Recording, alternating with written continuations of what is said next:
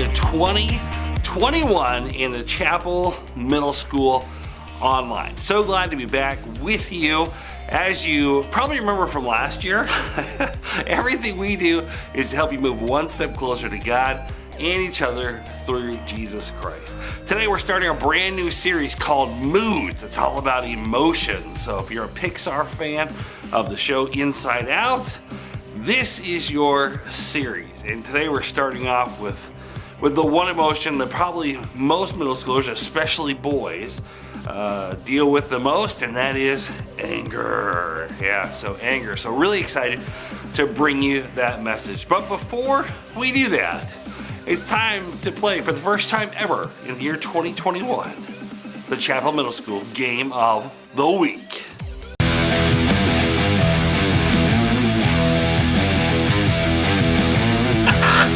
Hey, what's going on, Chapel Middle School? It's time for the Chapel Middle School Game of the Week, as you already know. Hey, we're talking about moods this week, starting our whole new series on moods. So I thought we'd play a game with emojis, because you guys are awesome at emojis. I wish I had emojis when I was in middle school, because they help explain feelings so well. So the only problem is I already snuck a peek at the game and went through a lot of them, so I already know all the answers, or at least a lot of the answers. So you're not going to be playing against me. You're going to be playing against someone else in the room with you. So you want to get someone in there. And what I'm going to do is I'm going to give you 10 seconds. 10 seconds for each one. There'll be a timer on the screen, and you'll have 10 seconds to figure out what it is. So some of these are very easy. Some of them are very hard. So good luck to you. Let me know how many you got before the time ran out. We'll celebrate you in amazing ways next week. So let's get it on. All right, so this game is called Emojified Movies. Emojified Movies. Remember, you'll have 10 seconds. So guess the title of the movie before the other team. Now, of course, there is no other team with you, so against whatever the person is. All right, here we go. What do you think? Should be pretty easy, right? And the answer is The Little Mermaid, right? Certainly you got that. Certainly you knew that one. All right, here we go. Next one. All right, if you don't know this one, I'm going to be so disappointed with you. It's so easy.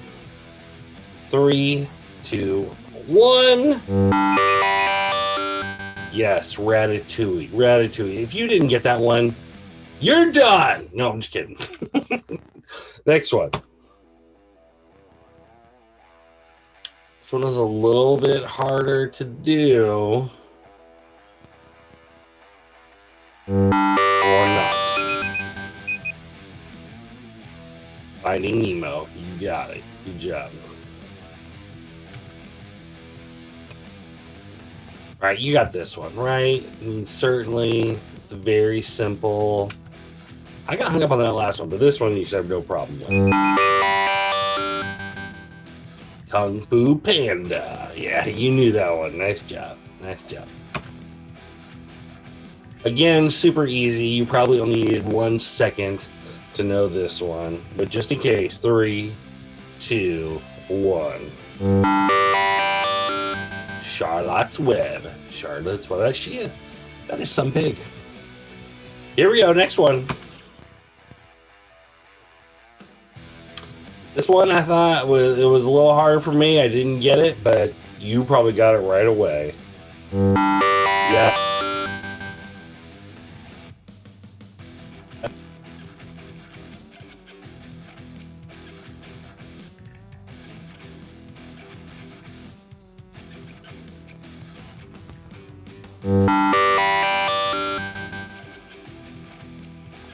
Tangled, right? You probably knew that one. Here we go. A little bit harder one, or maybe not.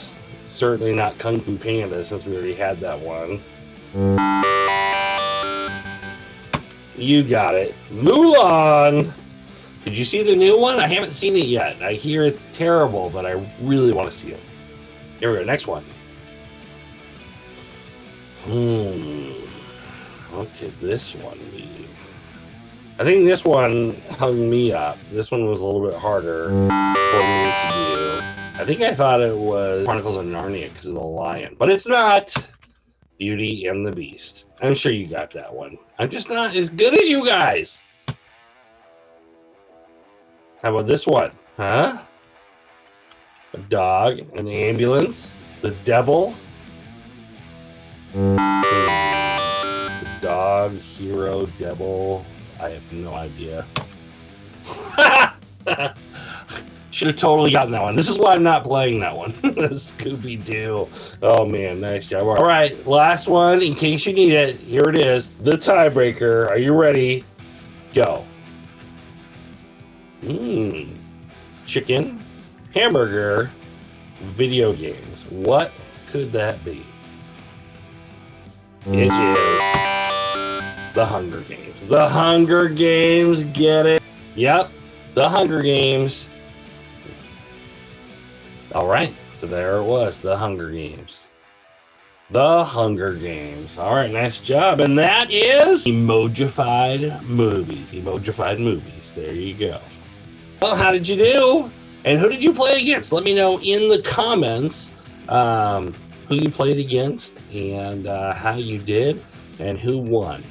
And we'll put your name up here next week. All right, let's jump into the message.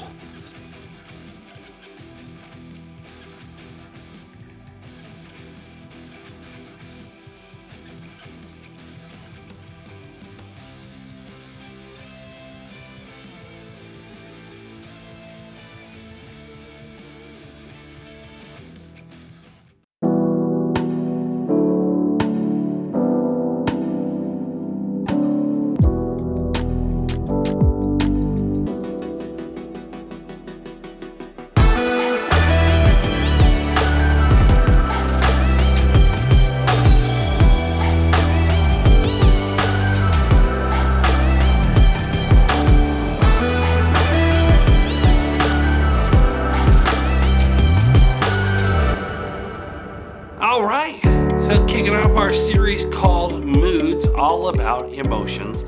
If there is one thing being in middle school can be characterized by, it is by feeling all these new sense of emotions. Your brain is growing and developing at a rapid time, and you're experiencing feelings that you've never felt before, and it's some of the oddest times you've probably ever felt before. And today we're talking about anger. Anger is especially close to mine because for boys especially, anger is like the only accepted emotion we can have. Like, you can't cry or be sad because then you're being a wuss or you're being lame. But if you show or express anger, hey, everything's great.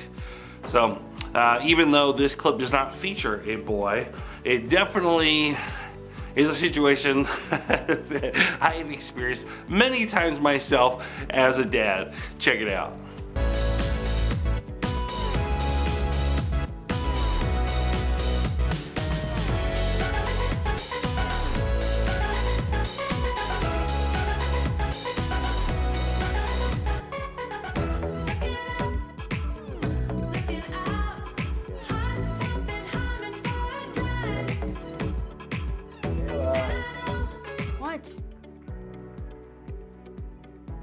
Food's getting cold. I like it cold.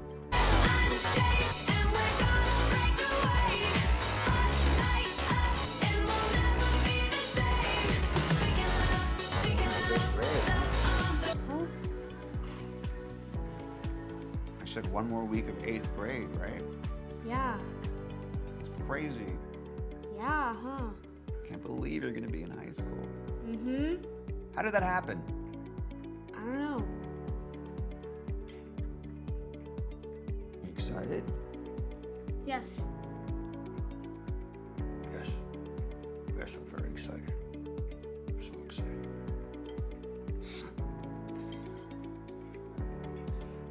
Hey, I got an email from Mrs. Graves. Huh? I got an email from Mrs. Graves. Said you're gonna go to Kennedy's birthday thing tomorrow? No. Really? Yeah, no. It sounded kind of fun. Kennedy doesn't like me. That can't be true. Cool. Sometimes kids act like they don't like you, but it's really just because they got their own stuff going on and they don't. Kayla. Kayla.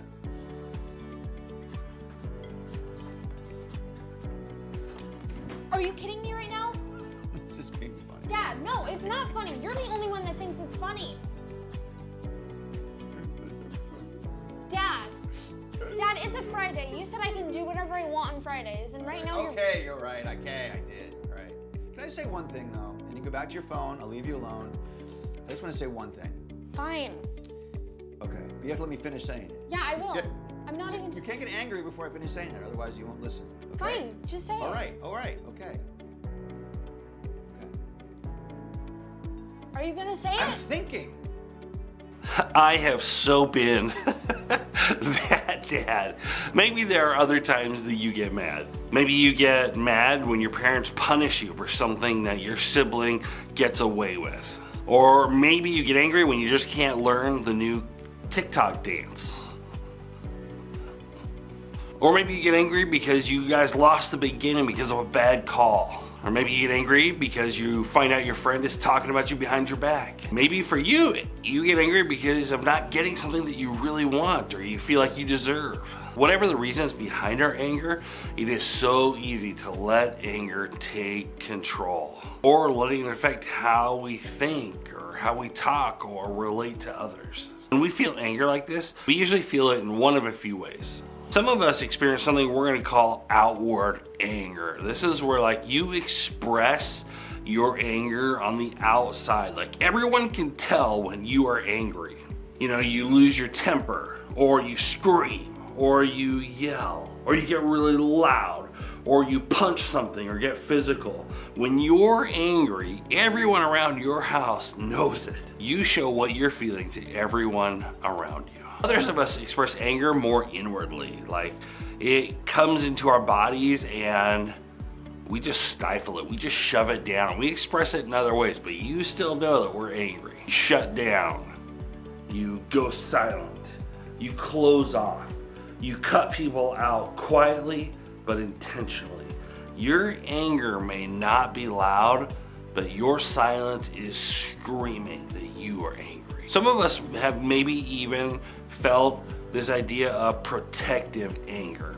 This one is tricky because it's anger for all the right reasons. And it can be outward or inward. It's anger about something bad or wrong. It's an injustice. It's something that you know, this is wrong. This should not be happening. You see it happen and all of a sudden this anger rises up in you because you know it's wrong. You want to do something to make it right. Lots of great things happen because people feel protective anger. Like you've probably heard of teenager Greta Thunberg. She's a kid who started out at 15 years old. She asked her parents for permission and they were like, okay. But she was so angry about global warming that she skipped school to go sit outside the government building they were meeting to talk about global warming.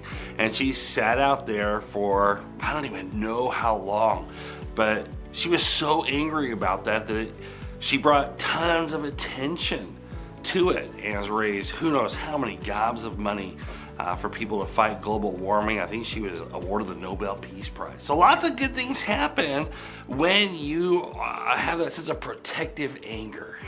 Maybe you've experienced protective anger too when you saw someone being bullied on social media or had people talking behind a friend of yours back. You knew it was wrong and you wanted to do something about it and you felt angry about what was going on. That anger comes from the right place. Here's something that I think is really, really important to understand when we're talking about emotions and especially the emotion of anger. And that's this, that anger, being angry, it isn't wrong. The mood, that feeling, that sense of anger, there is nothing wrong with that feeling, but It is when it begins to take control of us and it begins to be the boss of us, when it has the potential to do more harm than good. When my kids were little, each of them would at some point come up to me and, I'd be telling them to do something and they'd be like, "You're not the boss of me." It was funny because A, I was the boss of them. And B, because I know what that feels like.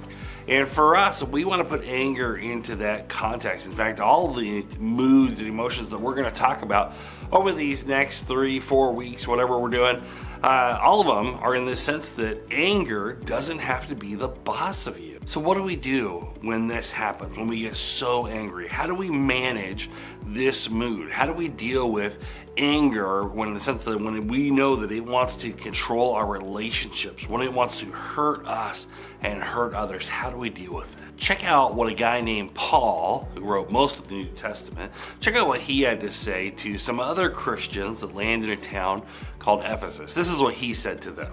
"Go ahead and be angry. You do well to be angry, but don't use your anger as fuel for revenge. And don't stay angry.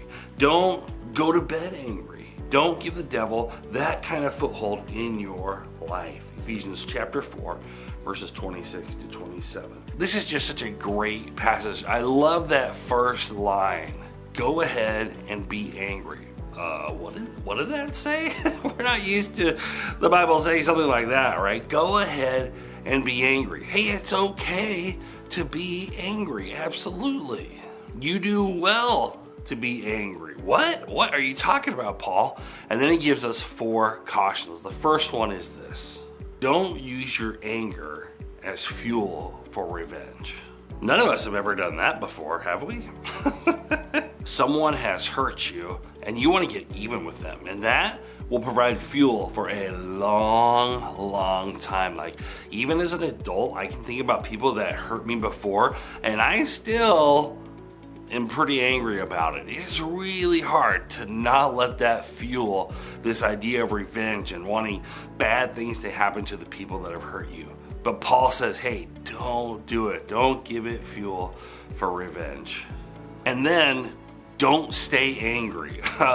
That's a lot easier said than done, right? It is hard to not be angry about some things, but he says, like, don't stay angry. Don't stay there. It's okay to feel it, but don't stay there. Don't set up residence in this anger idea. But it feels so good. It feels so good to be angry, right? Like, oh yeah. But eventually it doesn't. Eventually it goes on to attack your own body because it's such a negative feeling. Then this next part, such great advice, and don't go to bed angry. Oh man. If you can get one thing out of this message, it is that. Don't go to bed angry. I have a friend who works for the FBI in Kansas, and I remember his wife telling me one time, yeah, we don't fight in the mornings. Like, before he goes to work, we don't fight. And I was dumb enough, I'm like, oh, why not? He's like, well, he could die. Like, he could die at work that day. And the last thing they said to each other was being angry at each other. So like, she's like, yeah, we don't fight. So of course I had to ask him. I'm like, hey, so your wife was telling me you guys don't, like, if you guys get in a fight in the morning, you don't go to work, like you'll go to work late? He's like, yeah, I never leave home in a fight. I just thought, man, wow, that is powerful. Now obviously you're not probably gonna die in your regular day like an FBI agent would have a chance to die, but what good advice for us to not go to bed angry. Don't waste that time. Deal with it. Talk it out, get it done so that you can start fresh the next day. And then this last thing I really love that Paul says, don't give the devil a foothold. What does that mean? Like, what does that mean to you? I would love for you in your small group today, or if you're at home, to be asking your parents about that. Ask, what do you think Paul meant by don't give the devil a foothold? Is that like a mountain climbing kind of foothold? Get in there? Or is that like a wrestling thing, a toe hold or something? What do you think Paul meant? I'm not going to talk about it because I want you guys to talk about it.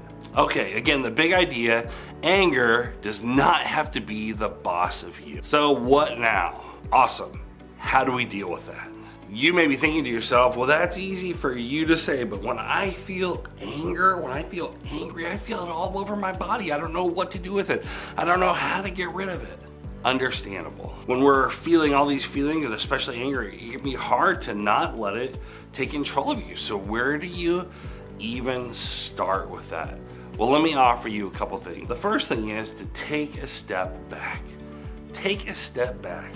When we're angry, we feel like we usually have to respond right away, in that minute, in that instance. But I'm telling you, take a step back. Don't respond right away. When we decide to take a step back, when we decide not to yell, not to say something harmful, not to send that text or post that reply, it gives us time to really think through what we're feeling, because it's hard to unring that bell. Like, once you say something, those words can't be taken back. They're just out there. So take a step back and wait. The next thing is to be honest. Be honest about what is really what is really causing you anger. Where is it really coming from? What is it that's hacking us off, that's getting us upset? Maybe it's jealousy or fear or disappointment. Maybe it's grief or pain or frustration. Next time you're feeling angry, just pause and just be like, what is getting me to this point? What is the problem? And I want to push you on this a little bit, because almost always when people are angry, it usually comes down to one of two reasons. So I want you to ask this, why am I so angry? And is it because this is a justice issue? Like, is there something truly wrong? Like, did something happen that is just like, it is so wrong, it has to be dealt with. This is not right for anyone to deal with. Is it a justice issue? Like, there are plenty of good things to be upset about. Global warming, racism, the head coach of the Browns getting COVID before the game.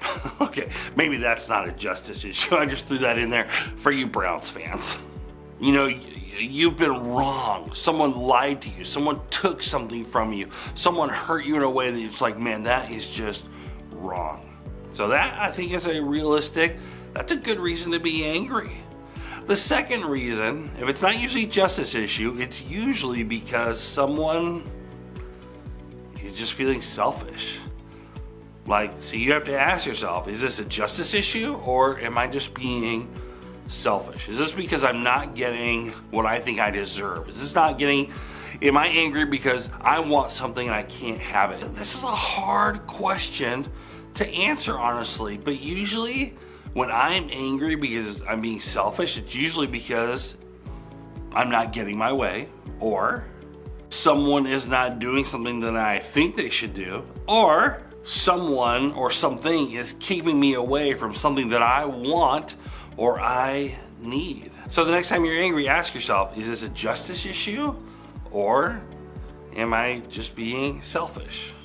I don't recommend you saying that to your parents, though. They will not like that. Now, your parents should say that to you, though. Sorry, I'm definitely on your parents' side in this one. Here's what I want you to do next. I would like to encourage you to just talk to God and tell Him about why you are feeling angry. What is it that is stirring things up inside of you? Invite Him into what you're feeling. We don't need to keep our anger from God. He can see all that we're feeling. He knows how we're feeling. And He wants us to bring those reasons to Him, because here's the cool thing. When you are the most angry, when you feel like God is not present, that is a time when God is the most present. And we don't worship a God or serve a God that is like far away and doesn't really care about us. Jesus was a middle schooler. Like, He knows what it's like to have all of these feelings going on. He knows what it's like to feel super, super angry. And He knows what it's like to not be able to express them in a sinful way, to have to stifle them, to have to work them out, to have to think through them, to take them to our Heavenly Father and say, God, I am so mad about this, and I don't know if I'm being selfish or if this is a justice issue, but I just got to tell you, I am so mad.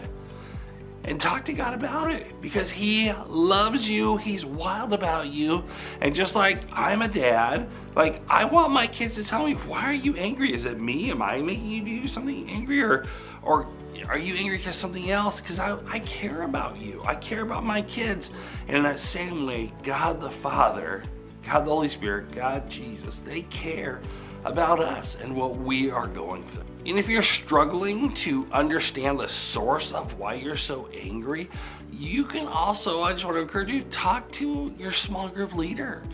Let them know, hey, they are here because they care about you and they love you and they want to walk this journey with you. They know what it's like. And so you can talk to them and ask them, I am really angry. I don't really know why I'm angry, but here's what's going on. My sister, blah, blah, blah, blah, blah, whatever it is, and talk to them and let them walk this journey with you to kind of figure out, man, why am I so angry? And if you're at home and you're not attending the chapel right now, that's totally cool, totally understand. Talk to your parents. Dude, your parents want to help you this. Even when you're angry with your parents. Talk to a grandparent, talk to an uncle, talk to an older sister. And help them. Just say, hey, I am feeling these feelings. I need help walking through them to understand, is this a justice issue or am I just being a jerk? Am I just being selfish? I want to know. I need to get rid of this. I need someone to help me walk through what I'm feeling. And because people love you, they'll do it. Remember, anger doesn't have to be the boss of you. So as we end this morning, as you head to small groups or you end this video, I want you to think about this question. What's one thing that really makes me angry? What's one thing that really makes me angry?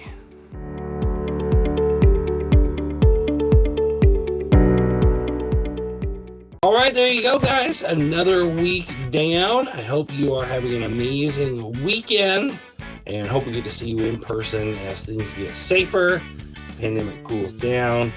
Know that we love you and can't wait to see you. Talk to you soon. See you next week.